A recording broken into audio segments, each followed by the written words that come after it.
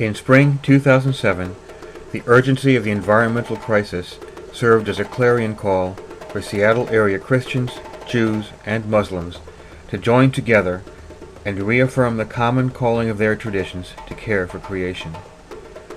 These are just a few of the images, presentations, and reflections that planted the seeds of renewed hope and unexpectedly set the stage for a national call to action, a challenge to every faith community to address global warming.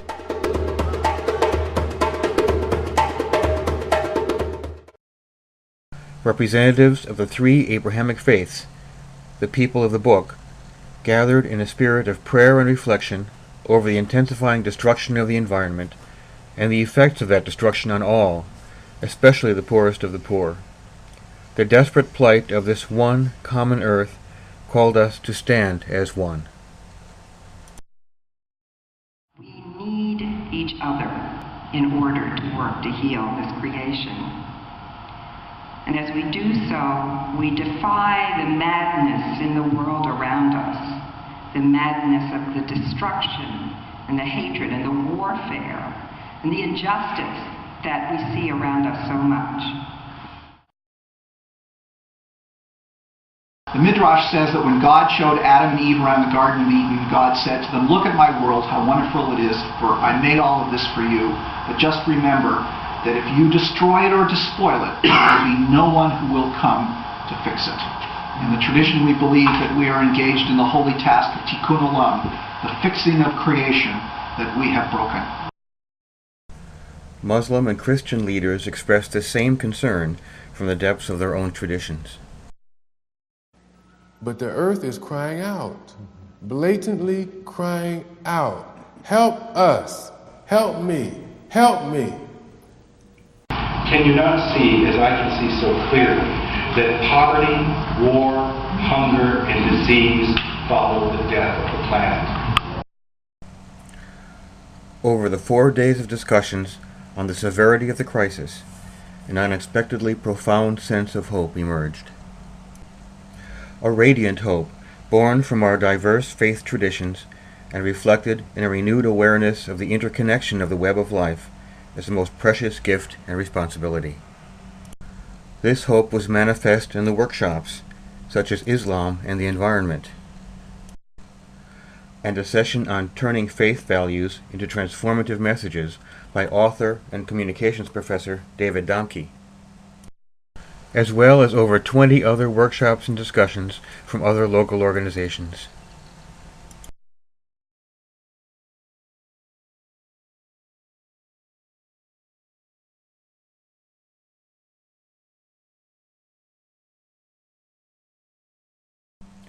Hope appeared through worship. Hope and joy burst forth in celebration.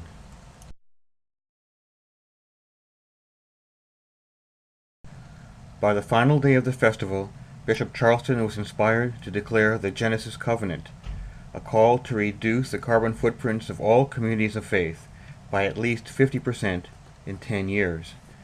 To accomplish this bold task, Bishop Charleston called for a conference hosted by the Episcopal Church to be held in Seattle in April 2008.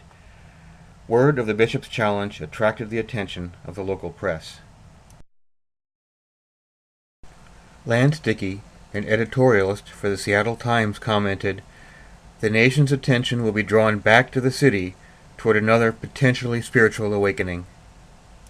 Next April, the National Episcopal Church will team with Episcopalians in Western Washington to host a conference to launch a multi-faith campaign on climate change. The Genesis Covenant is not intended to be adopted by a parish here and a synagogue there, but promoted by and acted upon by the associations, councils, and assemblies that speak for denominations and faiths. The audacious idea was unveiled in Seattle at a 4-day interfaith gathering. Bishop Stephen Charleston, President and Dean of the Episcopal Divinity School in Cambridge, Massachusetts, closed out the session with a sermon that laid out the concept and the challenge. Maybe there was a divine nudge, because he had not planned to bring up the proposal.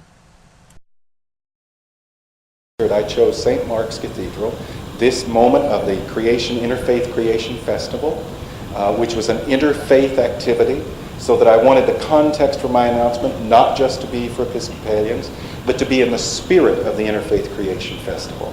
If we're blessed by God, there will be an inaugural meeting, a conference, to help kick this off and to energize this effort, and it's going to happen right here in Seattle in less than a year from now. The energy released by the festival joins a growing wave of local and national actions, from Van Jones' Green Collar Jobs for All initiative and Majora Carter's Greening the South Bronx, to Representative Jay Inslee's Apollo Energy Project. The Episcopal Church's multi-faith conference, entitled Healing Our Planet Earth, or HOPE, is at the intersection of major events in April 2008, including the Seattle Green Festival and Seeds of Compassion. Bishop Charleston will have a role in each of these events. We have an opportunity before us. We have the call of God with us. We have the power of the Spirit. We have the truth ringing in our ears. We have hope shining like the sun all around us. This is our moment. This is our vision. This is our time. This is our quest. We can do this together, Christians, and we'll start now, and then we'll ring a bell that the earth will hear of such power and beauty and April here in Seattle, and the world will take heart, and hearts and minds and bodies that have been bent low by fear or by hunger or need or been overwhelmed will suddenly stand up straight, and the healing of the earth will begin, and the glory of God will be manifest all around. And the earth is abundant. There's enough love. There's enough creativity.